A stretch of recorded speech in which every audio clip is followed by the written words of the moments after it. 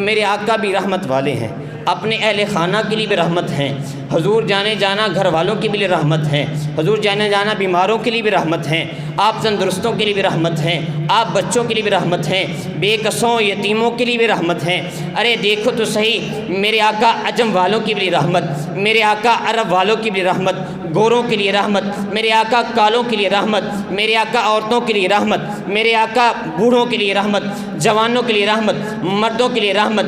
ارے دیکھو تو صحیح، میرے آقا جانے جانا ساری کائنات کے لیے رحمت بن کر آئے ہیں۔ اگر غور کریں تو ماں کے قدموں کو نیچے جنت کا درجہ مل رہا ہے تو رحمت مصطفیٰ سے مل رہا ہے۔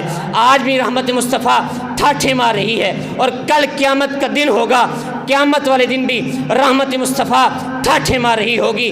ارے اس معاشرے میں اگر بیٹی کو زندگی ملی ہے تو میرے آقا کی رحمت سے ملی ہے، اگر عورت کو معاشرے میں اچھا مقام ملا ہے تو میرے آقا کی رحمت سے ملا ہے۔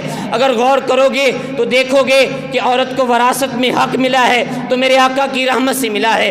اگر بیوی کو شوہر سے حقوق ملے ہیں تو میرے آقا کی رحمت سے ملا ہے۔ ارے دیکھو تو صحیح، عجم والوں نے پکارا حضور سب سے بہتر، نباتات نے پکارا حضور سب سے بہتر، جمادات نے پکارا حضور سب سے بہتر، جانوروں نے پکارا حضور سب سے بہتر۔